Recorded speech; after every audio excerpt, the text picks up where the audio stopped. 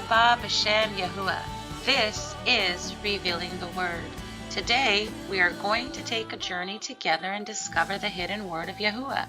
So put on your broad-brimmed hats and get ready to excavate the word with us, because we Shema Elohim with you. Shalom, Eric. How are you? Shalom, Jessica. Great. Okay, this is our fourth episode together, and we are talking about the structural overview of the Semitic language, even though we haven't gotten into the actual overview yet. Actually, what we have discussed in these last few episodes was how the line of communication was established, and we showed that Yahuwah spoke or Amar all things into existence back in Genesis 1. And we showed how the Ruach was the source that received that information, and then by his Ruach, all things were created. And then we went on to discuss the office of a prophet and actually what that word means. We opened up a little bit of the Paleo. We introduced you to some of the Paleo letters that surround the word Nabi or Nab, which was Nun Bet Yud. It means to be inspired by speech. And today in episode 104, we're going to talk a little bit about what it means to be a mouthpiece or to receive a vision from Yahuwah, which is also a form of communication. And then Eric is going to lead us into the establishment of language according to Genesis 11:6, where the language was dispersed by Yahuwah back in Babylon. So last week we discussed what a Nabi is, and Mishpaka, please be patient with me. My voice is giving me a little bit of trouble, but I'm going to do my best to push on, and Eric is going to take the weight of this particular show. We're going into the office of a prophet. Now, the Nabi, we spoke last week about how prophets in Malachi 4:5, prophet spoke of those who would appear, or a prophet that would appear in the last days, which we believe to be John the Immerser, or Yehukanan, would be the spirit of Elijah. He spoke about this spirit of Elijah, or the prophets that would come. Joel also spoke of sons and daughters prophesying in these last days. The word Nabi has to do with hearing as well as speaking, particularly a mouthpiece for Yahuwah, declaring that which one has heard. The office of a prophet is subjugated to the one who instructs on his behalf. So if a ambassador or a mouthpiece or a Nabi or a prophet were to receive a message that they were to delegate to the people, then they were subject to that person who was giving them the message. You ever heard the term, Eric, don't kill the messenger? Yeah, that's because they used to do that. If you brought bad news, you're in big trouble, and they kill you as if you're the cause of it, almost. Did they? David did that, actually. David did to who? There was one time when he brought the news of the death of Saul, I think it was, and then the guy said that he had actually done it. He says, well, you shouldn't have lifted up your hand. But there was another occasion when the messenger got killed. That was probably to be expected, it seems. You're right. I remember the incident. I was there. No, when Saul was in pursuit, Saul and Jonathan Jonathan was killed, and Saul killed himself. Remember, he fell on his sword, and the man who witnessed it went back and revealed this to David. I think here the man who witnessed it, he was on David's side. He was one of David's men, but I think he went back rejoicing in the fact that Jonathan and Saul were dead, and this grieved David's heart, that he would rejoice at the death of a sovereign or an anointed one. So yes, you're right. So the office of a prophet, again, is one who's subjugated to the instructions on his behalf, or the one who instructs on his behalf. Well, in the Tanakh, there are several different Hebrew terms. Earlier we talked about the word Nabi, but there's several other terms that describe one who has the gift of prophecy. The particular noun that we will talk about here is the word Jose. Now, Eric thinks that these are the prophetic Hispanics in Los Angeles.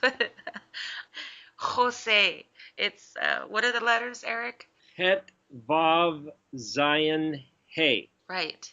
Het Vav Zayin He. And the Strong's number is 2374 if you want to look that up.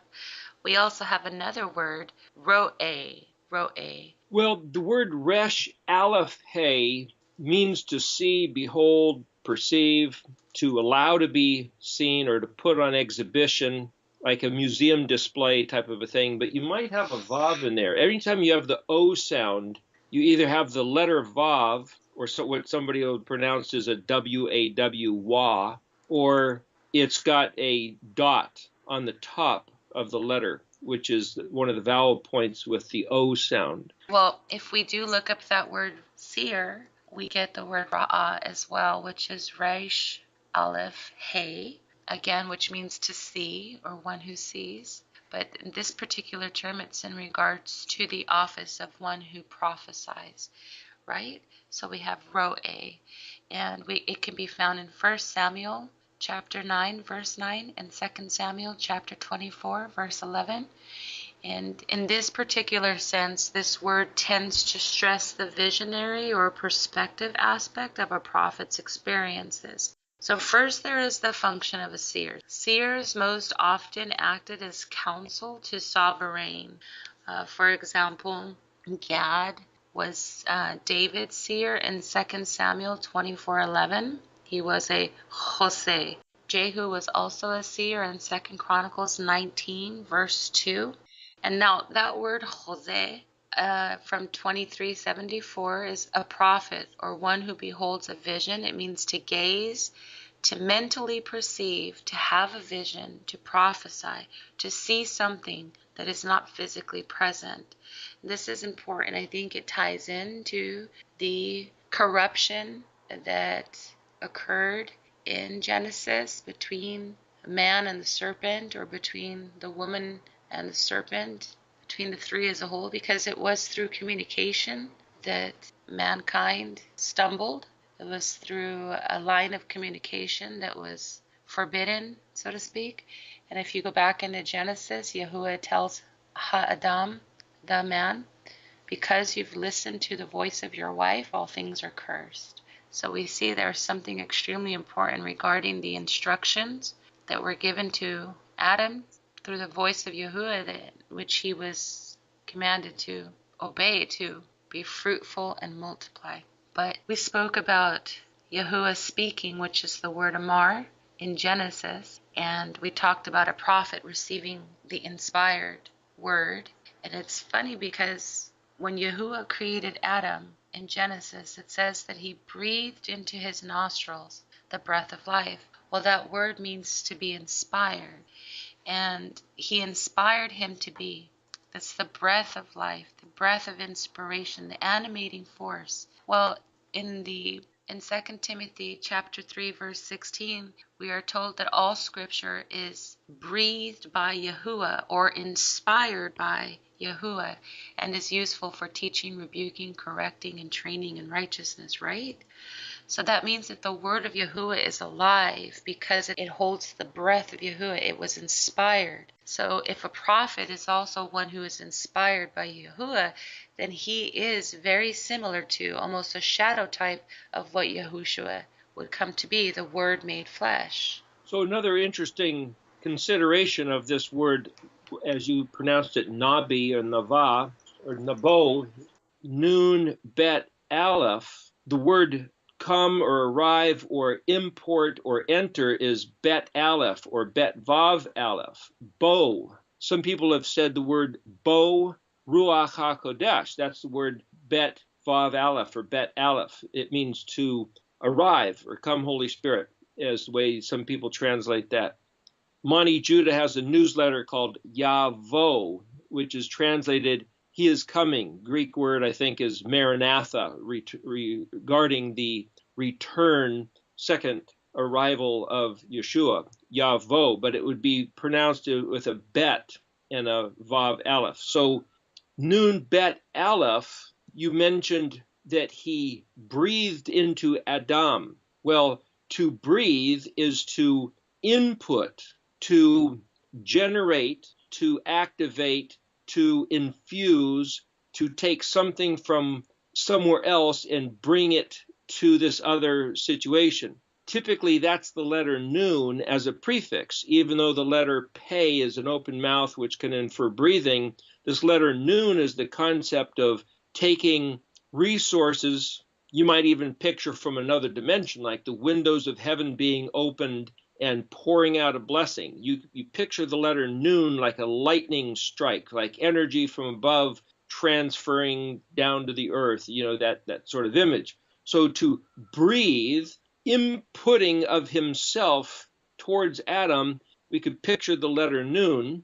The word into as a prefix letter is actually the letter bet. The letter bet is to embody, but it means in, on, with, among, through. So this whole idea of bet being that container that has something put into it. So the word bet is house or sometimes body. So breathe into is nun bet, and then Adam is spelled Aleph Dalet Mem, Adam being the first man. Adamah, literally Aleph Dalet Mem Hey, is the word for land or earth material. So breathe into Adam could be seen as the letters Nun Bet Aleph, which is this very word you're talking about. Hallelujah. That's beautiful. Yes, exactly. In Luke chapter 8, verse 11, it talks about the parable being the seed of Yahuwah, right? This seed that has to be germinated, this seed that carries the pattern. And we talked about how in Genesis, the seeds were given to Adam to eat. He said that the trees that have seed in them would be food for him, that he would be able to partake from them because they carried the pattern to produce after their own kind. Well, in Luke, Yahushua compares the seed to the word of Yahuwah, that which carries the pattern or the ability to produce after its own kind. So the word is the pattern to produce. So when we say that we keep his ways or we shamar his ways, we guard them, we're actually partaking of the bread of life, the seed which has the pattern. Remember, we talked about Yahuwah communicating. There had to be a receiving end. There had to be someone to receive the word, and that is the Ruach. And then the Ruach would then manifest or bring forth, faith cometh by hearing, and faith is the substance of what we're hoping for. So if the law and the prophets spoke of the righteous one, and the righteous one, or the Savior, the Mashiach, came forth because the law and the prophets, well, that's the pattern.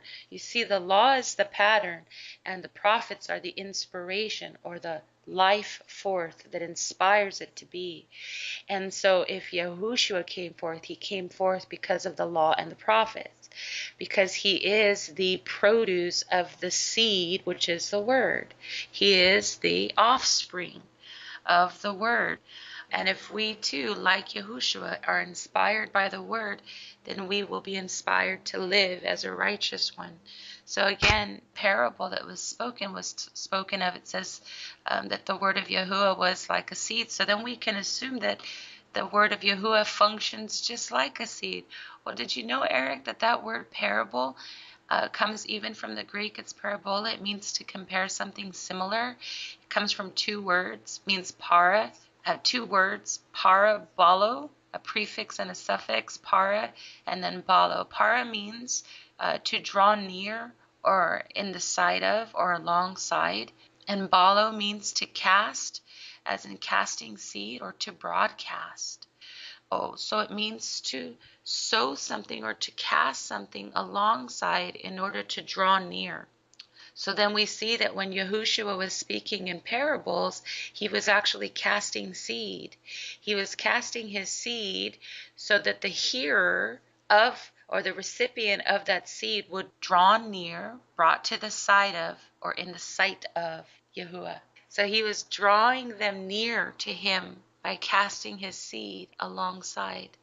Well, in Genesis 2:7 it says that Elohim, Yahuwah, formed man of the dust of the ground, and he breathed into his nostrils the breath of life. Well, even that word there, breathe, comes from the word nafach, and it means to puff or to inflate, like you said, Adam, to fill something, to fill it up, to blow or to breathe, but it also means to cause to lose life because you're expiring. It means to kindle a fire.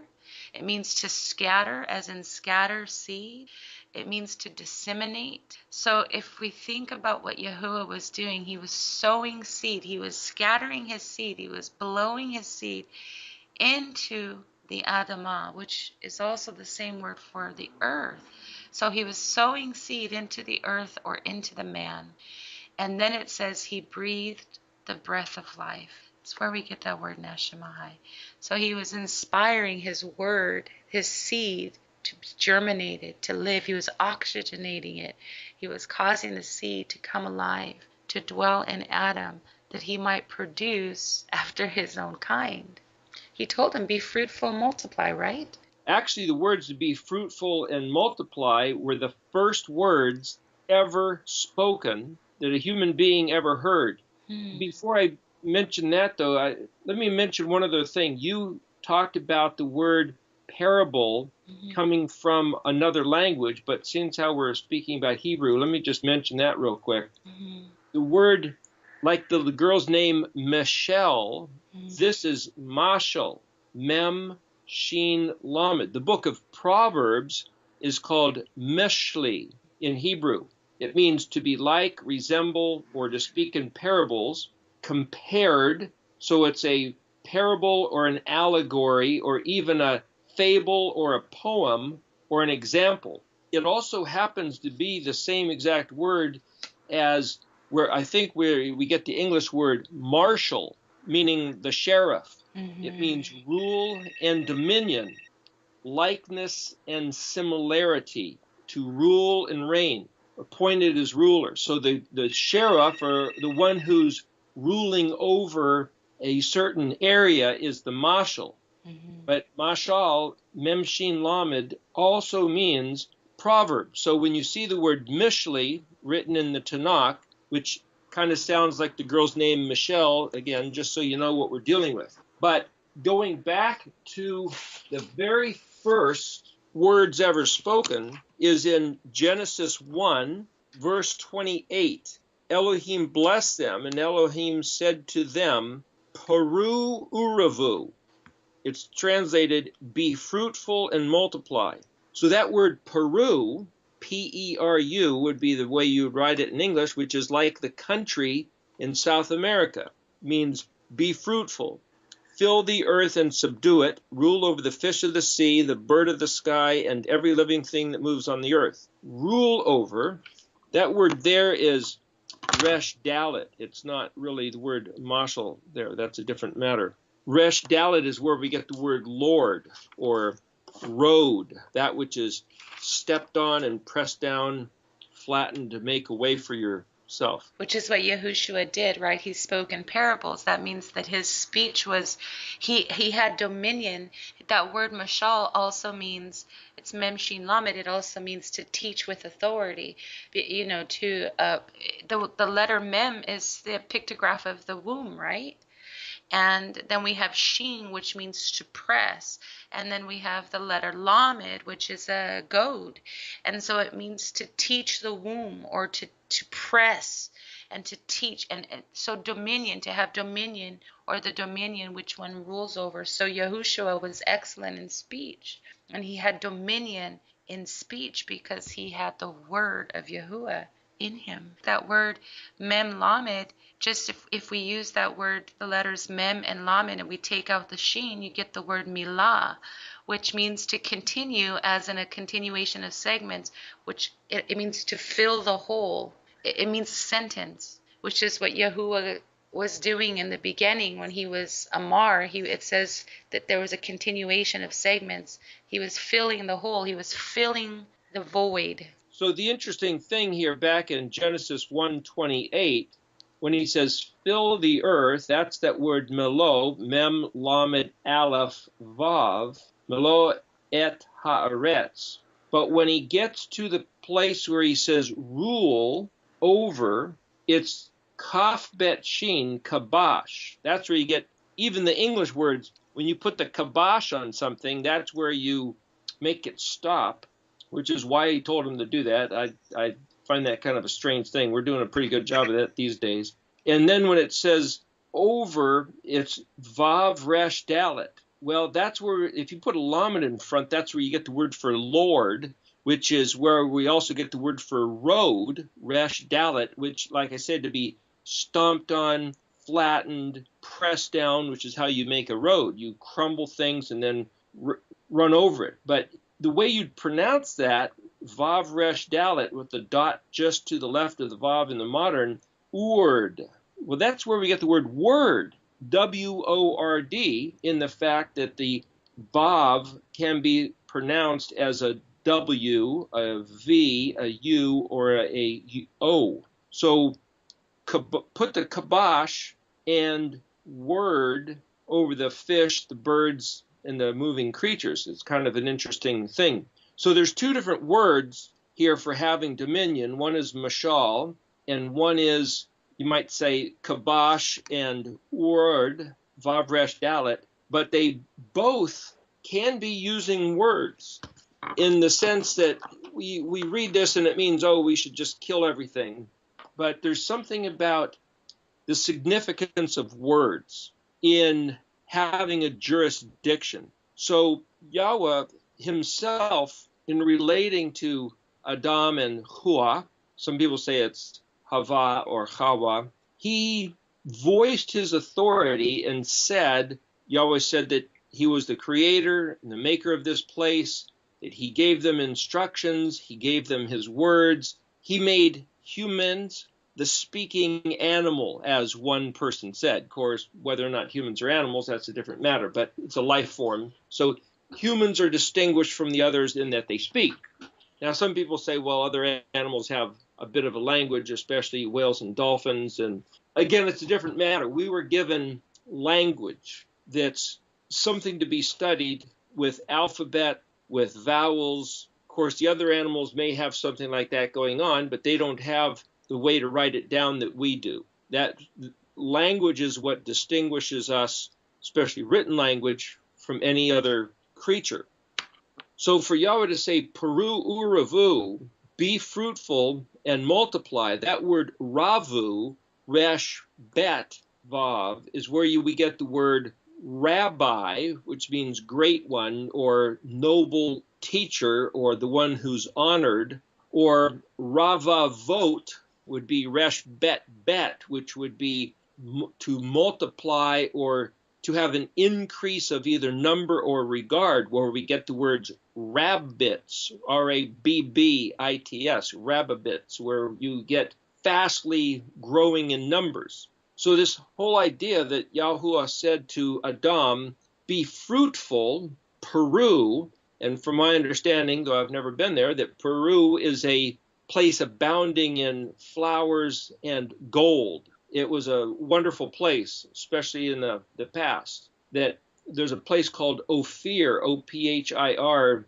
down there, and some suggest that Solomon sent ships there to get gold. And of course, the Spanish went there to steal gold too, back in the 1500s or so. Anyway, the point is, Adam and Hua were given words, and the first job Adam was supposed to do is actually name the animals. So there's this concept that man was told to use words, and he was given this language, or else he wouldn't have been able to name the animals. So there's been a debate whether or not an alphabet was actually original, or was it just spoken. If you just have phonetics and you don't have a symbol to represent what that phonetic is, there's still a distinguishing characteristic between one phonetic and another. Whether or not you write it down, you could say it's there by default. It's alluded to. If you use the word R instead of the word L, you could tell the difference. Ul, and even if there wasn't a inscription, your brain is going to pick up the fact that they are different sounds. Therefore, they have to be distinguished and designated with meaning or discriminatory regard in your own mind based on what your ears, and then as your voice duplicates it. So in having this discussion about was there an alphabet in the very beginning, or did Yahuwah simply speak to Adam and say Peru Uravu, Peru Uravu? There's a P, there's an R, there's a U sound, there's a V sound. How did Adam know the difference? Well, obviously he was imparted instantaneously to distinguish the difference. Then if Adam was supposed to get up and name the animals, was he given a collection of sounds, phonetic differences by which he should then name each of the animals? Did Yahuwah give Adam an alphabet? Was it Hebrew? Was it Aramaic? Was it Greek or English? Or was it some heavenly tongue? Was it some Good question. language that we've never heard that was before the flood? Some frequency of sorts. Yeah, it could have been. Remember the pattern, which is to speak and to hear, right? To Shema. We need a receptacle to Shema. So remember, Yahuwah is one that is reciprocal in such that he requires reciprocity. Sow and reap, which is the perfect pattern of reciprocity. You mean you put something in, you get something out. You put something in, you get something out. So if he spoke his word, it had to be sown and then brought forth from the hearer or the receptacle. So if, just like you said, yeah, Adam, he is speaking his word. He's not just naming them, but he's speaking to them. He's declaring his word over them, and they are the receptacle of that word, right? So how then would the prophets receive revelation? That means that he entrusted them to hear correctly, to receive his word. And we just showed you that the word is inspired. It is what is inspired. It's the inspiration. Again, in 2 Timothy chapter 3, verse 16, it says that all scripture is inspired by Yahuwah. All scripture, that's the same word, neshemahai. It means to be Yah breathed or breathed by Yahuwah. Breathed, that has the breath of life.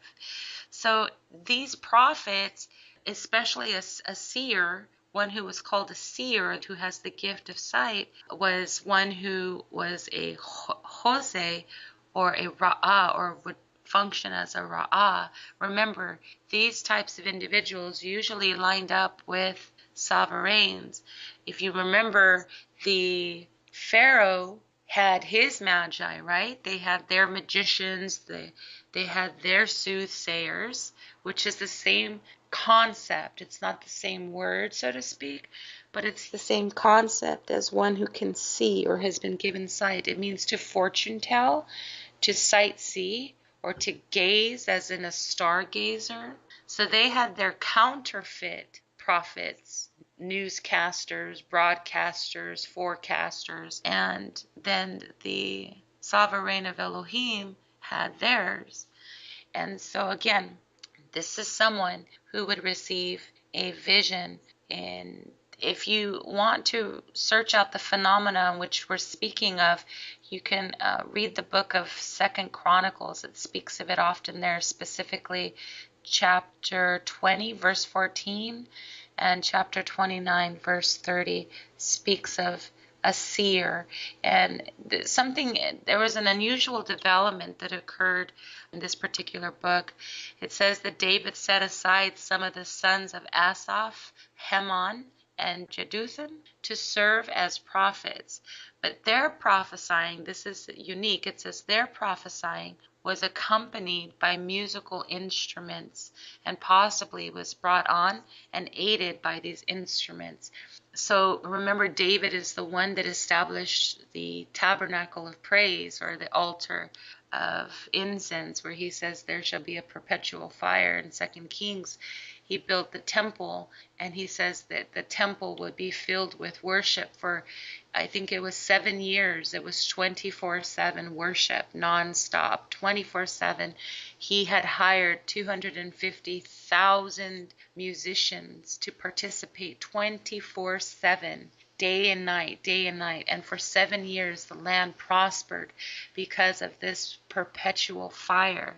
So in this particular sense, he hired some of the sons of Asaph, of Haman, or Heman, and Jeduthun to serve as these types of prophets. But these instruments, they would prophesy with using instruments and worship and music. So there is a way that you can prophesy through music. It's what we've known as prophetic worship, or prophesying, singing the word, singing with the word of Yahuwah. I think it's a beautiful format. But again, Moses himself desired that all of Yahuwah's people would have the Ruach of Yahuwah in them or on them, as did the prophets. You can find that in Numbers chapter 11, verse 29. It says, Then Moshe said to them, Are you jealous for my sake? Oh, that all the people of Yahuwah were prophets, that Yahuwah would put his Ruach upon them. So it was not something that he had and used to lord over the others. He actually had a desire that they would all have the same ability to prophesy or to receive the word of Yahuwah and to have it revealed. In Genesis 15:1, it talks about the manifestation of Yahuwah's word as if it was a living being. It says, After these events, the word of Yahuwah came to Abraham. The word of Yahuwah came to Abram in a vision, saying, Do not be afraid, Abram. I am your shield. Your reward is exceedingly great. Well, first of all, me and Eric wondered, how is this that the word came to Abram in a vision? Did it physically walk up to him and say, Hi, I'm the word of Yahuwah? Or did it come to him in a vision? So we think that the word of Yahuwah came to him in a vision, that he had a revelation, and that the revelation was himself, was the word made flesh, perhaps. Some say that this word that came to Abram was Yahushua manifested. In Genesis chapter 3, and we can go over that a little bit, but I just want to get through some of these verses here. In Genesis chapter 3, verse 6, it says, this is the detriment of this word, okay? It says, And when the woman saw that the tree was good for food, and that it was pleasant to the eyes, and a tree to be desired to make one wise, she took of the fruit thereof, and did eat. Now the Hebrew word and definition for the word here, where it says, And the woman saw, is that word ra'ah that I told you about earlier.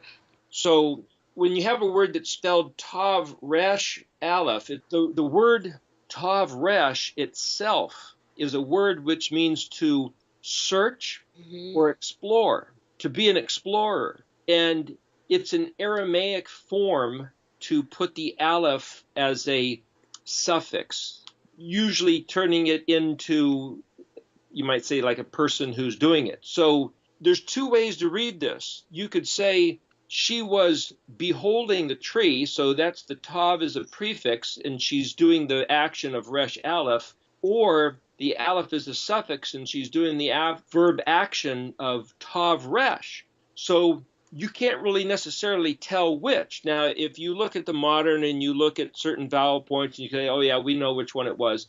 I try to look at this where both of them are in consideration. In other words, tav could be the prefix or aleph could be the suffix. Let's look at it both ways. It sounds like she was going out almost looking for trouble. She was going out looking for something to do, to comprehend, and to understand here. So another interesting thing is where it says later on, I believe it's the book of Numbers, he said, they saw the sound of on the smoking mountain, Mount Sinai. Yeah, I love that. How do they see the sound? Well, I believe that word for see is, again, resh aleph hey, which can also mean to comprehend, perceive, to have something put on exhibition.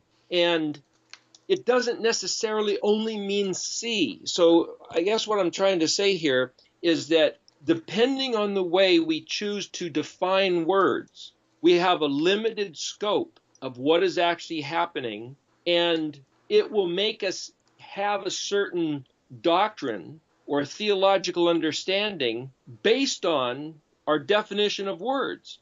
And if we use Strong's or any other book, it's going to have an effect. The translation of the Bible that we use will end up affecting the way we think of Elohim, of humanity, and the role of ourselves in this world and in the kingdom is all going to be a byproduct of how we define these words. And the reason why we're taking the time to look at all these different words and to pick through and look at detail of the verses is that the more we understand about the way that this particular Hebrew language is structured, organized, ordered, and used, and then when you find similar words used in different verses, it will affect your worldview, your personal relationship with Yahweh is going to be affected by studying this language. I agree. It's interesting you talk about her exploring in the garden. Well, if you think about it, she was in close proximity to the tree, close enough for the Nakash or the serpent to entertain her and to entice her. And again, we're talking about this form of communication. Well, we want the word to become flesh. That's why the show is called The Word Revealed. That word revealed, even if we started in the Greek and went back to the Hebrew, that word revealed is that word in the last book of the canonized scriptures. It's the book of Revelations, and it says that first chapter, first verse, this is the revealing, almost like this is CNN, right? It's something spectacular. He's saying this is the revealing of Yahushua HaMashiach. And that word revealing in the Greek is apocalypse. And so oftentimes we've heard, oh, the apocalypse, as if it was going to be some great catastrophe. Perhaps to some it will be the days of awe and the days of dread. But for those of us who are anticipating, waiting for, desiring the word to be revealed, those who are entertaining the thought even now, we're saying, oh, let the word be revealed in us. Let us also become as the word has been established. Let it be inspired in us. Let your word become our plumb line. So we desire that the word would be revealed. And that apocalypse means to remove the veil. It means to disclose something that was otherwise hidden. And again, back in Genesis, we showed you in a previous episode how the earth was tohu vabohu, void and desolate. But it says that there was darkness upon the face of the deep. Well, that word darkness, it means to be hidden. It means to be in obscurity. It means to be dead in ignorance, to be dark, to not know. So if death is obscurity, then life must be what? A vision, or to see. It means to remove the veil, to no longer be veiled or hidden from the truth. The truth is no longer hidden from you. So when we say the word revealed, we're saying we're removing the shaft, we're removing the hole, and we're showing you the meat or the crux of the word, the substance of his word. And we're hoping that as we speak these things and we get into the language a little bit more and you become familiar with it, just even hearing it, that you too are going to have an appetite or a desire to see the word revealed. Well, you said that the woman was in the garden. Perhaps she was exploring or searching for something. But it's important to understand the difference between a true prophet of Yahuwah and a false prophet, which I believe the serpent was. Nakash was symbolic of one who was teaching a corrupt word or did not have the pattern in him. That's why he was described or seen as a tree or as a serpent, as the mouthpiece.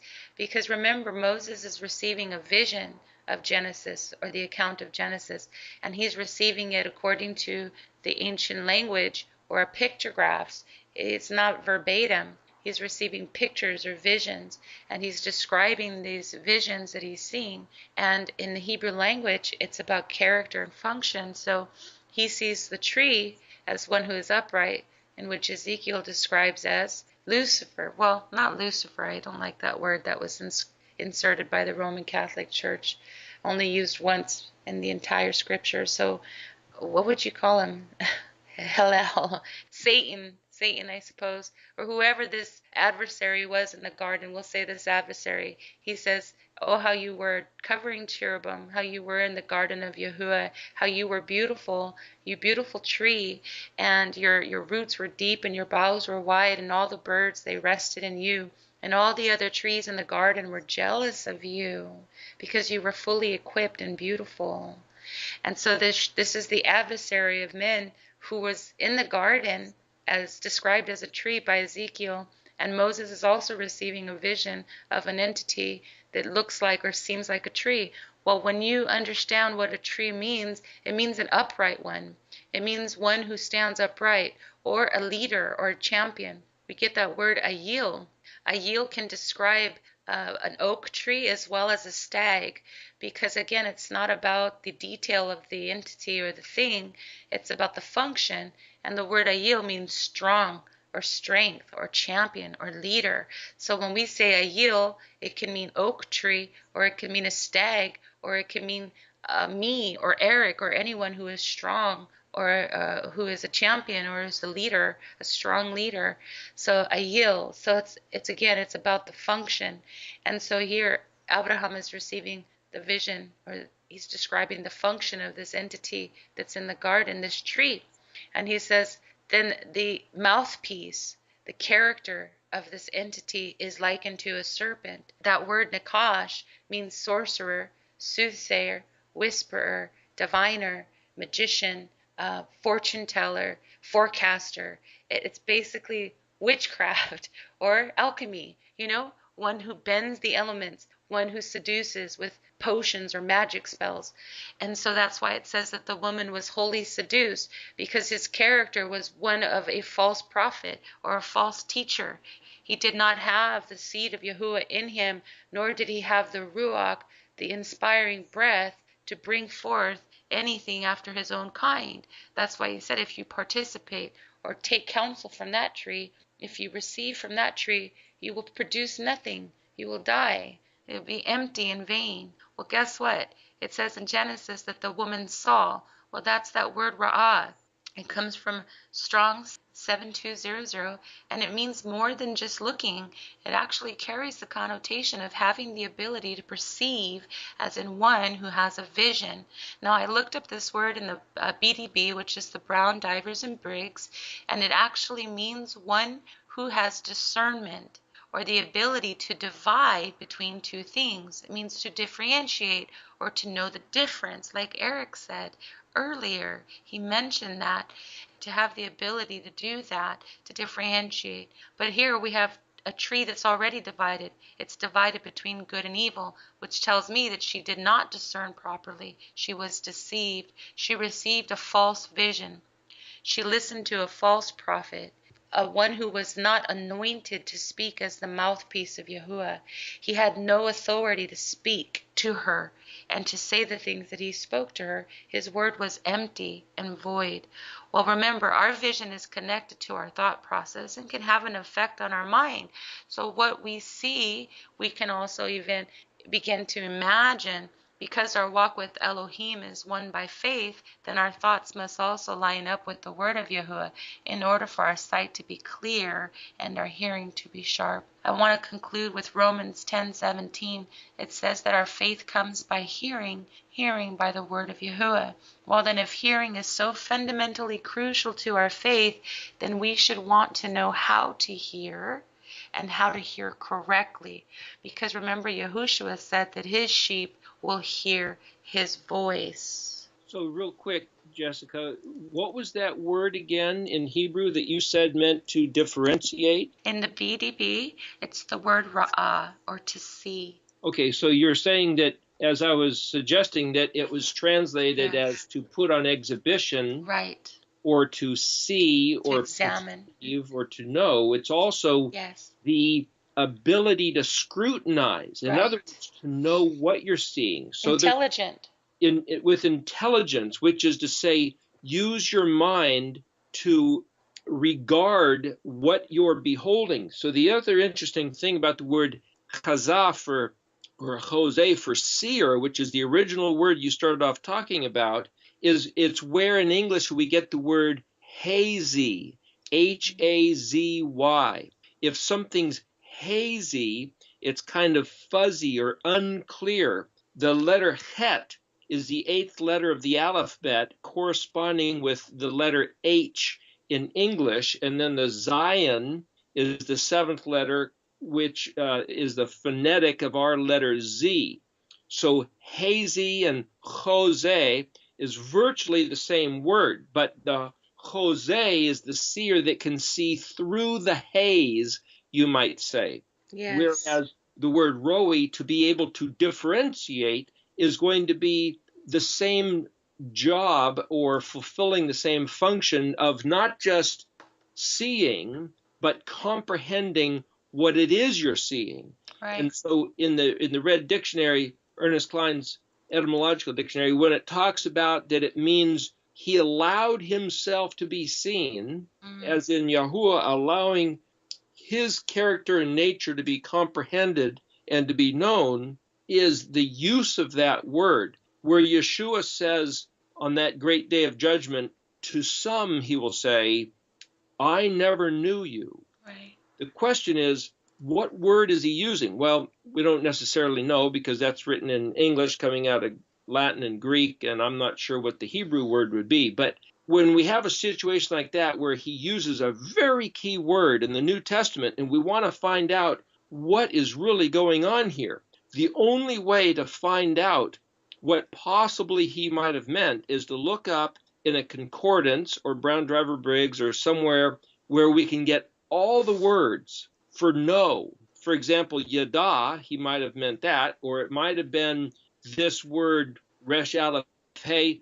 Just because somebody uses an English word with a similar word as to something else we think we know what it means doesn't necessarily mean we can count on it. I'm just bringing this up as a point, a case in point, where we might want to go back and rethink the doctrines that we have taken for granted. What Yeshua specifically meant when he says, depart from me, you workers of wickedness or iniquity or anomio in Greek, I never knew you. They were claiming that they knew him. Wow. What does that word mean, and what does it mean for us? These words are all very, very significant. There's a great responsibility. I think that as we dig into his word, it what comes with the joy of receiving the revelation of his word is also a great responsibility, to where much is given, much is required.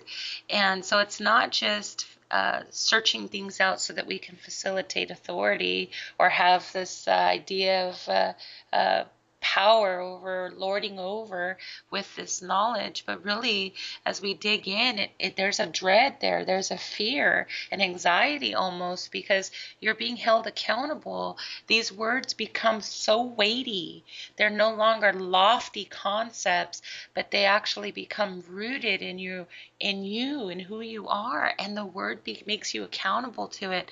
It causes you to be a witness or to testify. So these words become weighty and rooted in us. They make us accountable, they petition us and beseech us to become accountable witnesses, or to become a testimony, a living testimony. You mentioned a word, darkness, which was chosek. Het, sheen, kaf. Very similar to Jose, huh? If you think about it. Sorry. Well, it has a similar letter H, which is a fence, which means something is barricaded or protected. There's another very interesting word, though. You mentioned about the nachash. Yeah. Now, that word is written nun, het, sheen. So here's a very, very interesting case where nun can be a suffix and kaf can be a nun can be a prefix and kaf can be a suffix. So if you put these two words together and end up with nun, het, sheen, kaf, what you can get is nun, het, sheen, which is the whisperer or the serpent, and then the letter kaf means the one who's whispering to you, your whisperer, the whisper in your ear. Wow. And if you look at nun in front of het, sheen, kaf, it means imparting darkness or bringing hidden secrets. Like esoteric messages, something esoteric, some hidden Gnostic knowledge, which is what Shaul was fighting against at the time of the assembly. He was coming against Gnosticism and this esoteric knowledge that Gnostics were, had to be initiated into the mysteries of God, and they misinterpreted, again, false prophets, right? Well, so this whole idea of blending, you might say, the dark whisperer, Nahashaka, Nachash Chosek. It's Yahweh had said very clearly. He spoke openly and he gave them words. Now, there's a number of words in Hebrew that have to do with hiding things, but there's basically a different type of knowledge. I'm not saying just because something's hidden that makes it evil. If you read the first chapter of Daniel, when Daniel was taken into captivity, at one point Nebuchadnezzar, the king of Babylon, had a dream, and he called for magicians, sorcerers, I guess necromancers, Chaldeans, people into witchcraft. He called for all these different types of people who were aware of hidden. The word occult is also where we get ocular. It has to do with seeing. It doesn't necessarily mean bad stuff. It's just stuff that some people can see that other people can't. Occult isn't necessarily evil. It just has to do with a different way of seeing. The point is, these guys were supposed to tell Nebuchadnezzar not only what the dream meant, but he couldn't remember the dream, so they had to tell him the dream. All these different visionaries, occultists, had to tell Nebuchadnezzar both the dream and what the dream meant, or he was going to put every one of them to death, chop them up, dismember them, and then put them to death. And he started doing it because they couldn't tell him the dream. And then Daniel said, hang on, I'm going to seek Yahuwah, because he knows.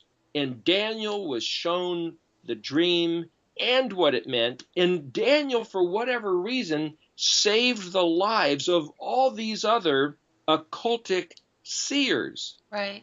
But Daniel was the only one that had the word from Yahuwah, told the king what it was he was searching for, and went on to be given priority over all those other guys. That's very interesting, extremely interesting, especially because we want, in these last days, we want to be able to hear Yahuwah's voice clearly. We want to know what it is to receive his voice. Matter of fact, you mentioned the children receiving the instructions up on Mount Sinai. Well, I looked up that verse and that chapter and verse, and it does say that the voice of Yahuwah, it's different than here in Genesis 15, where I mentioned that the word, it's different. It says the word, the Debar, the word of Yahuwah came to Abraham in a vision. So the word was revealed. See that? The word revealed. But when he was receiving the instructions up in Mount Sinai, it says that Yahuwah came to him in a voice. So that's very interesting. I think we'll have to delve into that. But for now, we've run out of time. We're going to sum up this particular episode. Please stay with us as we go on this journey of discovering Yahuwah's word and the hidden things, that which requires excavation. And next week, what we'll go into what it is to receive a proper vision and to have our thoughts or our minds lined up with the word revealed. And Eric will get into the establishment of Genesis 11:6, which we didn't get to do today, but we will next week. I would like to let people know about a certain book. If you want to get it and read up on it, it'll give you a good start on this whole subject. The subject matter is called Edenics, Edenics, as in the Garden of Eden. The author is Isaac Mozeson, Mozeson. The book is called The Origin of Speeches. You can order the book online. You can look at Isaac Moseson's website. If you punch in the word Edenics, you should be able to find it. He talks about the original language on the planet and how to prove that it's what we call Hebrew, though he calls it the Edenic language. He's a world-class linguistic scholar. If you're interested in this subject matter, look there. Awesome. Well, thank you, Eric, for joining us. Again, listeners, stay tuned for next week. Zakar, remember the words of Yahushua. And he said unto them, Take nothing for your journey, neither staves nor scrip, neither bread nor money, because Yahuwah Elohim Amkom. Ibarechecha Yahuwah. Shalom. Shalom.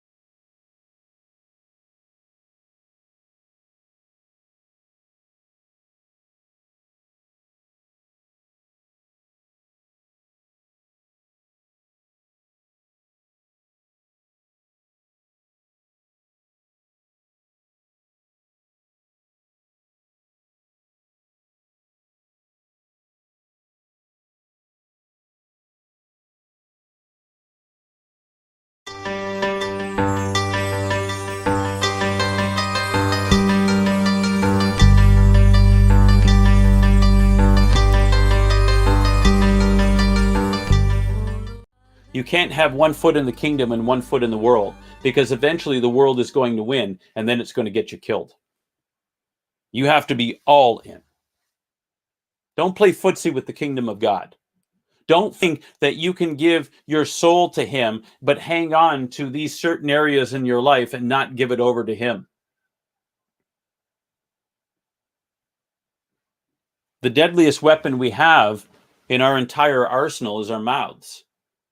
Because with it, we speak forth blessing and curses. With it, we either speak forth life or death, death or life. You've heard me quote Proverb 18:21 many times. Death and life are in the power of the tongue.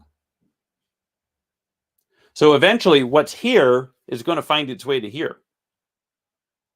Or we're going to do something about it.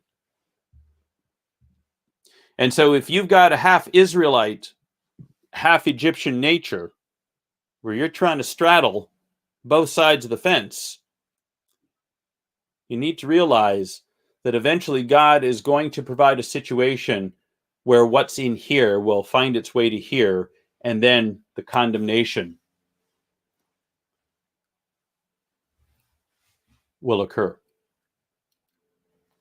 This is convicting to me. I'm telling you right now. There are all kinds of areas in my life that I know that I need to be taking out and stoning. And by God's grace, I get up every day and I try to do a better job today than I did yesterday. But sometimes it is hard.